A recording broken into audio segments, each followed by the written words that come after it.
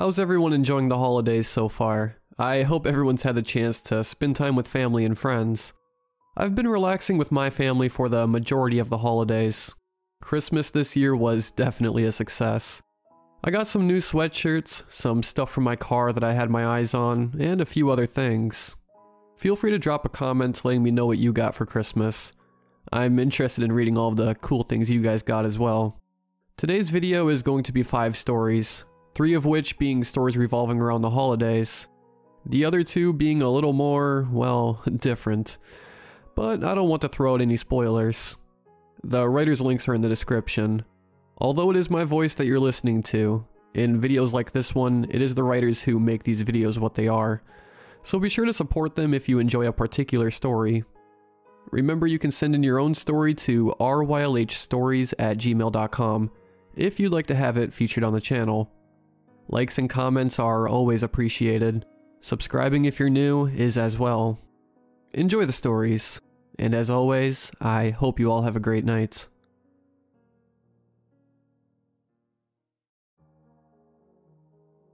"2018 has been the worst year of my life. I found out my girlfriend of 2 years had been cheating on me. I was fired from my job, my dog was kidnapped, my best friend died in a car crash. Worst of all, however, is that this will be the 8th time I've lived through 2018. I'll start from the first time. It was just before midnight on New Year's Eve. I was alone, of course. I'm not a religious person, but after the horrible year I had experienced, I was ready to try anything. I prayed to any god that would listen. I wished that I would never have to experience another year like 2018. Either the god that listened to me is a sadist, or a demon heard my plea instead. Instead of granting my wish, they are making me live through the worst year of my life over and over. The first time I experienced the time loop, I thought it truly was a gift, and not a curse. I was wrong. I woke up in my bed like any other morning. Nothing seemed different. That was until I made my way to my kitchen. I noticed that the layout of my furniture in the living room was different than it had been the night before. Then my phone began to ring. It was my girlfriend. Or rather, my ex-girlfriend. I had broken up with her right after finding out she was sleeping around with her boss. But then why had her name come across as Lover with a heart emoji next to it?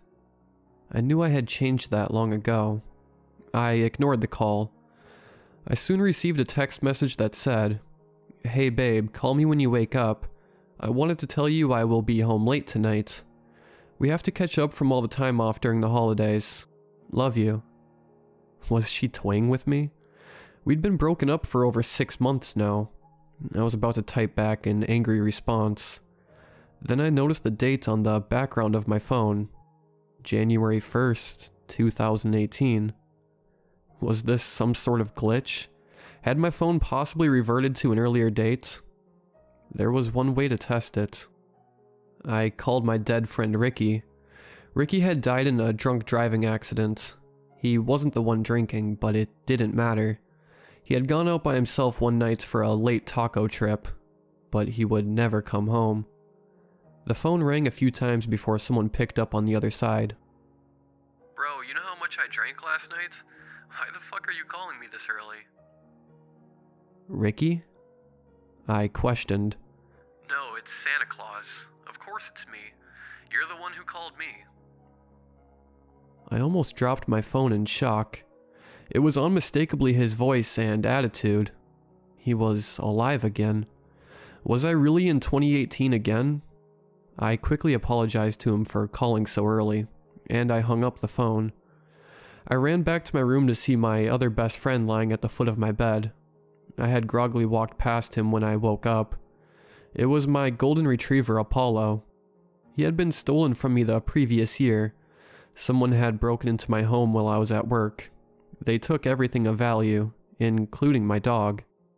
I basically jumped on him with excitement. He was confused at first, but after a few seconds he began to play back. This was like a dream come true. I was given the opportunity to fix the worst year of my life. Except I wasn't. I marked down the date that each terrible event occurred. determined to reverse fate. First would be fixing my relationship. I became the best boyfriend imaginable. Even Hallmark movies had nothing on me. I began to take my girlfriend on date after date to anywhere she wanted. I surprised her with flowers every chance I got. I loved her with everything I had. But it wasn't enough. No matter how many times I lived through 2018, she always cheats.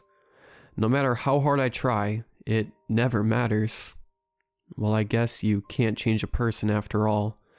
Perhaps this was a sign I was better off without her anyway. So I moved on to focusing on preventing Apollo from being kidnapped. I upgraded the security in my home. I added cameras, sensors, anything to stop what I knew would happen.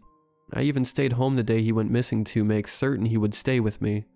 But once again, it didn't matter. Despite my efforts, my dog gets kidnapped every year. If I stay home with him the original day he went missing, then he disappears the next day. I tried bringing him almost everywhere with me, but the moment I leave him for 5 minutes, he's gone. I could still save Ricky though, right? Even if I lost everything else, if I could just save Ricky, I could still be a little happy. We had grown up together, and his death stacked upon the rest of my year had driven me to the brink of suicide. I couldn't follow through with it, but it was the closest I had ever come to death myself. The night Ricky died, he had been alone, so I went to his house that night instead. I brought tacos with me, so there would be no need for a trip out. Ricky lived for about a week. He was once again hit by a drunk driver. Once again, nothing I do ever matters. Every year I try to save Ricky, and every year he dies. The only way I could see saving him is if I tied him up and locked him in my basement. But I don't think I could do that. I imagine after this New Year's I will once again wake up in 2018. I'm writing this in hopes that it somehow makes it to 2019, and maybe someone out there can help me. I just want 2018 to be over. Almost a year ago, I moved my family from a desert town in Southern California to a mountain town that I grew up in about 80 miles away. Due to the size and location of the town, there are a lot of vacation homes. Homes that sit empty throughout most of the year, only to be visited during the first snow and a week or two during the hot summers down the mountain. It was this reason that we thought nothing of the empty cabin to the west of us, that shares a backyard fence and a dirt driveway. Even though I have never heard a noise, never seen a car or a light inside, I have felt compelled to keep my young children from their yard and front deck, as the property is not ours. Lucky for us, today, Christmas, we had our first real snow of the season, when it came to a considerable drop in temperature. With it came smoke from chimneys and steam from vents, every occupied house creating a haze of steam and carbon in the cloud-covered air, including the overgrown dark house next to us. Thinking the opportunity to meet a neighbor had arisen, we carefully walked through the snow with a plate of cookies we made the night before for Santa, stepping over dead branches and the soft snow covered undergrowth. We walked to the deck and knocked on the old wooden door, deliberately attempting pleasant smiles despite a sick feeling creeping up on us. We waited a bit, trying to be considerate that the neighbor might be old and not quick. We knocked again, thinking that maybe their hearing was not what it used to be, after what felt like hours, but was probably a few minutes. We decided that the person inside must either not hear or want to be bothered. I left the plate of cookies on the porch and instructed my oldest son to walk back and grab me a pen and paper. He quickly ran to our house and came back with a pen and a ripped sheet from my notebook. I did my best to clear the snow and water from a portion of their old and somewhat rotted deck railing, and wrote a note. Hi, we moved here in February of last year, and did not have the opportunity to meet you. Please enjoy these cookies and feel free to come by if you wish to chat or need anything. I underlined anything, frankly because we depend on each other a lot here. We have very few services, and everyone tries to help. Merry Christmas, the Odewise family. I put the letter on one side of the plate, and walked off their porch and back to our house. That was at 10 a.m. this morning. It is now almost 8 p.m. and hours upon hours of snow have effectively buried us in. The power is in a constant state of flux, and our roads here are impassable. I'm writing this because after the sun went down, we had a knock on our front door, and when I finally made it down the stairs and opened the door, there was no one there. No footprints through the snow, nor shadows walking away. Instead, there was a plate of our cookies with a note. A thick line drawn from anything down to the paper plates, and on the paper plates, in bold pen, the words, "Leave now," were written. When we looked at the house next door, we noticed the smoke and steam have ceased, but the front door is wide open. Even worse, we have heard someone loudly walking from one end of the cabin, over and over non-stop for the last 40 minutes. The sounds echoing through the dead silence of a powerless remote mountain town. Most of all, we are afraid of what will happen when we stop hearing the frantic pacing.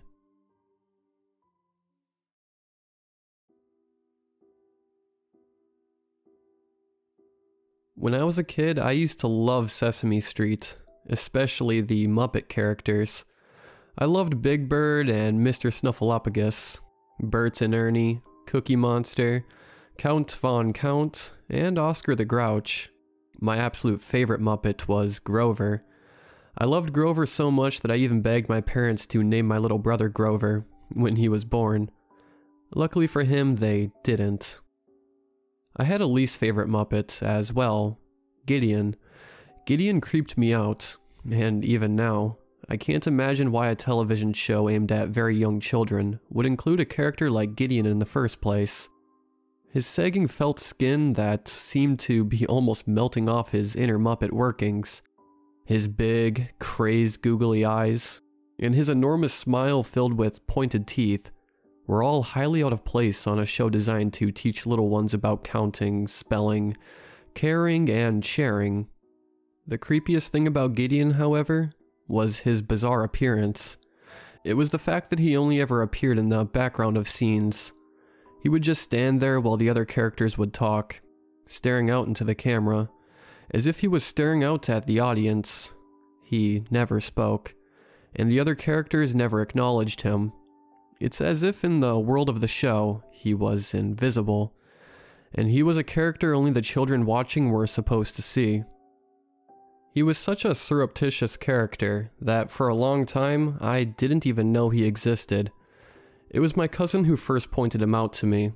We were watching Sesame Street one day and she asked if I thought Gideon was scary. I asked her who Gideon was and she pointed him out to me. Once I saw him, I couldn't believe I hadn't seen him before. Given his bizarre appearance and the fact that as we kept watching, I realized he was in the background of every single scene. I agreed with my cousin that he was indeed scary, and she told me that she found him so scary that she would have nightmares about him trying to eat her. Well, being that I was also very young, and now scared of Gideon, I had my own nightmare about him that very night, and every night after that for what seemed like years to my young self, but was really more like a few weeks in real time. These nightmares are always the same. I would be watching Sesame Street, and Gideon would be in the background of a scene, like always. Then slowly the camera would zoom in on him until the other characters could no longer be seen or heard. And for what felt like hours, he would just stare out at me, with that crazed look in his eyes. Then, finally, he would speak. Come play with me. It wasn't a request or a friendly invitation. It was a demand.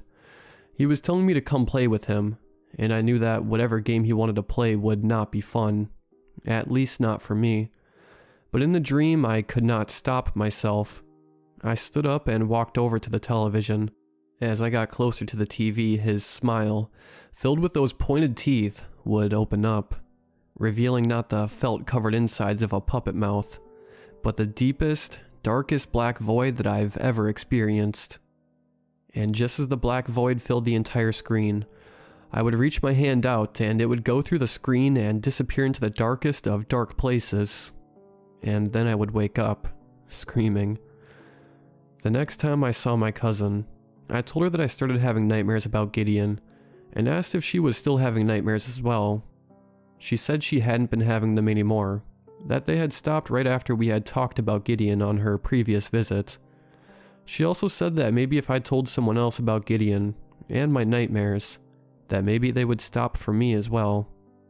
A week or so later, one of my mother's friends came to visit and brought her son Brian over with her. Our mom sat us down in front of the TV and turned on Sesame Street. As we watched, I asked Brian if he thought Gideon was scary, as I thought he was.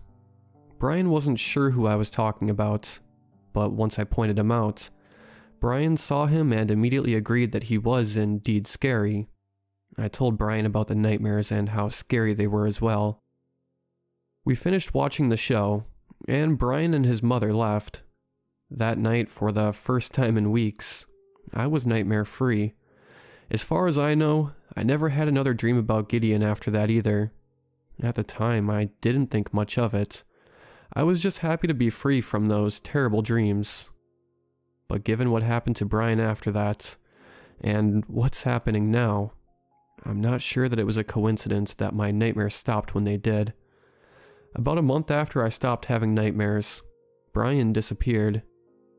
I was not told many details at the time, but as I got older, I learned what there was to learn, or at least what my mother was willing to tell me.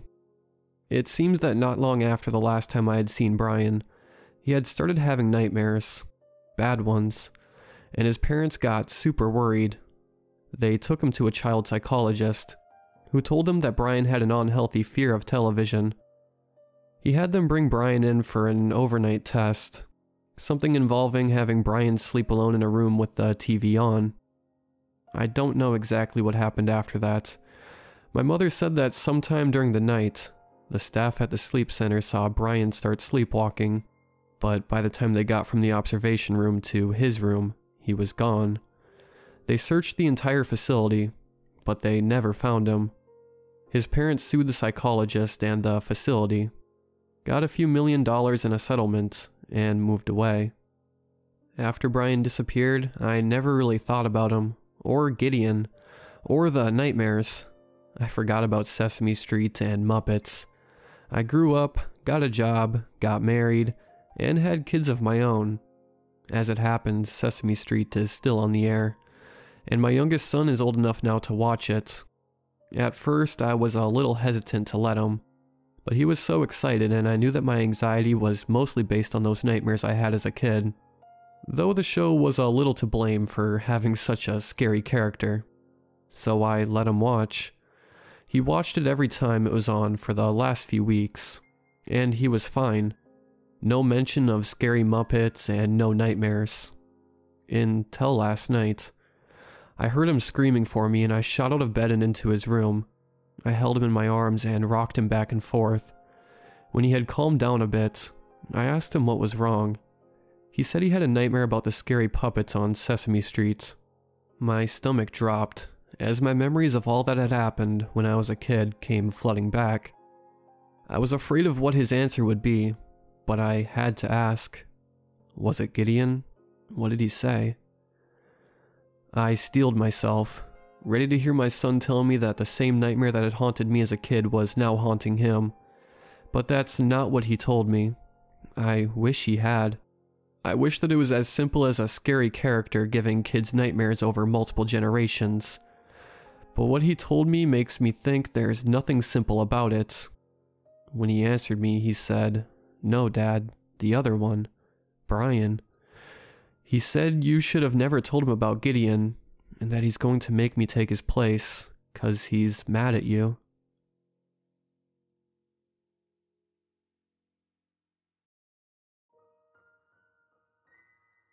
I'm a guy, and this story takes place when I had just turned 14.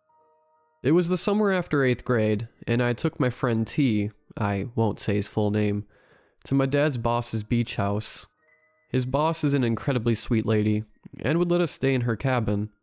So I decided I'd take T on our yearly summer trip to the beach house.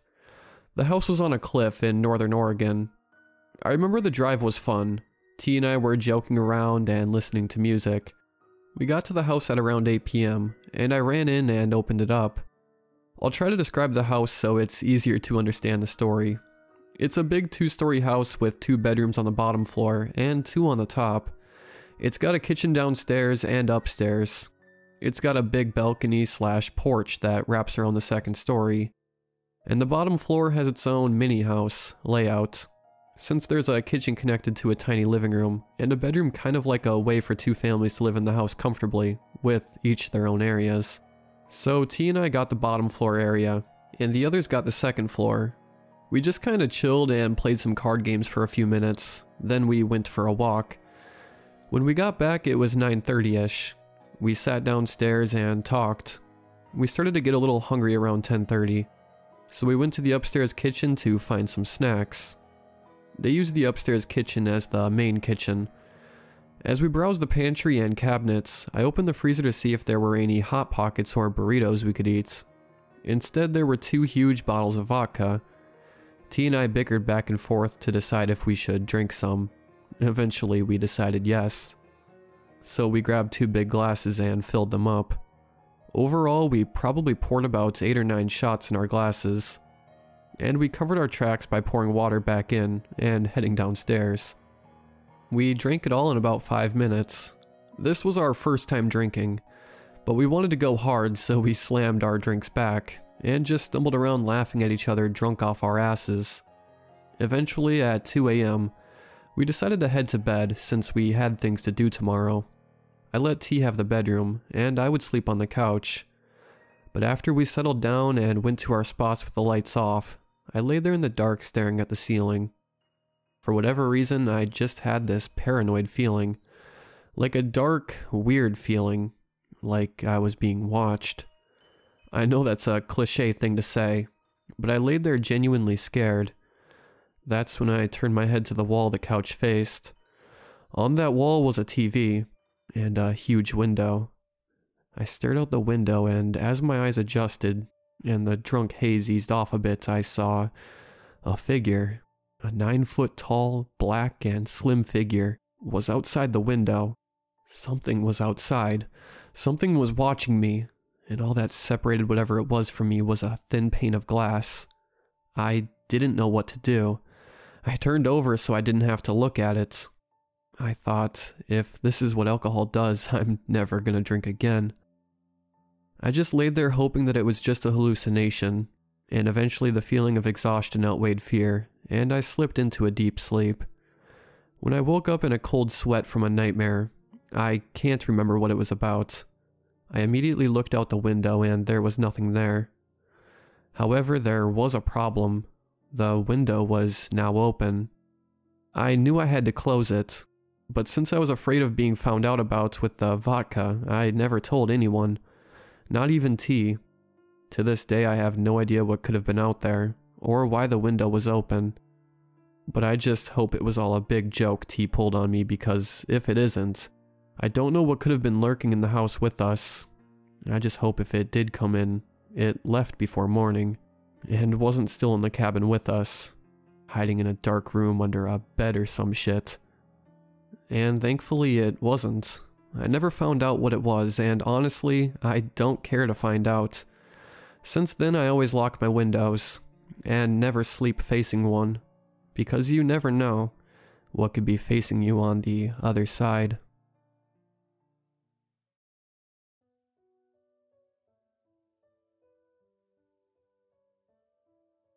Home for the holidays, a commonly used expression by many. There's just something about home and holidays that work well with each other. Perhaps it's the slight alliteration. Maybe it's just the sense of familiarity. For me, it's the disconnection with the outside world that made this one day really special. I spent the last decade of my life traveling around the world. It was my goal to live in 10 different countries by the time I was 30. I work in marketing, specifically in international sales. So fortunately, I was able to travel and make a living at the same time. Honestly, if you've been thinking about it, you should do it. Nothing made me happier than waking up in the morning with no calculation of where I would end up at night. Every morning was spent working on emails. Every afternoon on conference calls about town. I'd cook for myself most evenings. to save a bit of money, and afterwards head out to a pub to plan the next day and meet new people. I picked up photography as a hobby when I was 25. It was an excuse for me to go the extra mile and find something new to photograph. From there, my life was a sandbox, and it would shape itself whichever way suited how I was feeling that night. It was a great way to spend my mid to late 20s, and I look back with many fond memories. This year, I bought my first house back in my hometown. If you had asked me 10 years ago if this was my plan, I would have laughed and told you I was getting as far away from this shithole as possible. Things changed. I started to get tired of always moving around. My parents were getting older, and friends had all started to settle. What can I say? Life happens. It was really hard for me to make this step, and I'll be honest, I've had many sleepless nights regretting my decision. It's been hard for me, and no one around here really understands it. They haven't lived abroad or seen what I've seen. Everything they know is pretty much within a 50 square mile radius, and they're content with that. Tonight really reinforced that. Friends and family came over for a Christmas dinner, and while I was thrilled to see them, I was a mixed bag of emotions that night. It took me about 2 days to prepare all the food. I mentioned that I cooked dinner for myself most nights while traveling. Well, this was a combination of many dishes from around the world. I had invited my parents, siblings, and their kids, and a few friends from high school that I still kept in touch with, plus all of their significant others. I was expecting a party, and that's what I got. It was fun being with everyone again, but I was participating in their holiday. It's my fault that I'd missed out on as many Christmases as I had, and as a result I knew none of the inside jokes, and was a spectator most of the night. I had set up my camera to take photos. I thought that maybe I could start contributing to the tradition by being the photographer. I don't know. I think everyone had a good time in the new place. People enjoyed the food, but there were a few slight remarks about not having a turkey or telling me that I should run a food court. We went out for a walk after dinner, and I listened in on a few conversations. I couldn't find much to contribute. I guess I'm not so good in group conversations. I'm assuming it was pretty obvious to everyone that I was being quiet, but I don't think they thought anything of it. It was new having me around in a permanent sense, and it would take a while to get used to it. At the end of the walk, my sister's husband, Steve, asked me if I smoked pot, which I do, and I was thrilled to have that in common with him. We got back to my house and settled in. The friends left and my immediate family stayed. My dad and mom started to clean up, my sisters watched the kids, and Steve and I went up to my attic to smoke a joint. The attic was still a mess. There were boxes and miscellaneous holiday decorations left from the previous owners, but they had also left a stylish 70s sofa. My plan was to eventually turn this into a den with a balcony. The view was nice, and it just has a chill vibe. We lit up and talked about my moving back and how I was settling in. Steve is actually a pretty nice guy. He started his own home renovation business and has been doing pretty well. He planned on building a house for him and my sister out in the country and having a small animal sanctuary. My sister loves animals, and I could totally see her enjoying that. I opened up a bit about my feelings on moving home, how I miss traveling, but I'm hoping that I can fill that void with friends and family once again. Now I realize you are waiting for the weird parts, so I'll skip the next few sentiments. Halfway through the joint, Steve was called downstairs by my sister, and I was left alone to finish what was left. I started going through the old boxes left by the previous owners, hoping to find some retro games or anything rare, and I came across a photo album. The first half of the photo album was blank, but eventually there were photos of a newborn. Twins, actually. I flipped through a few pages and saw them with their mother in the hospital. She seemed exhausted, but honestly she was the most beautiful woman I had ever seen. The next few pages were of the twins, and the mother coming home to my house. These must have been the previous owners. The odd thing was, the house looked done up. The kitchen was renovated, the dining room looked bigger. When I turned the page, my stomach dropped. I saw Steve working on a balcony outside my attic window. I quickly flipped through the next few pages and sure enough I saw myself with the mother and the twins. Steve came back to tell me my folks were leaving, and they wanted a picture taken of all of us before we left. I set the photo album aside and went downstairs. After everyone left, I went back upstairs to take another look at the photos, but they were gone. The whole book was empty. For a moment I doubted myself and thought maybe it was just the weed, but no. I'm certain they were real. The detail is so vivid in my mind. I don't know who the mother was, but if I ever saw her in person, I would know it was her. The next day I got the Christmas photos printed, and the first thing I did was put the one of my family on the first page. I guess I still have half the book to fill before I get to the twins and their mother, but this is a good start. I was home for the holidays, and although my traveling heart may still be abroad, none of that showed in the end of that photo album.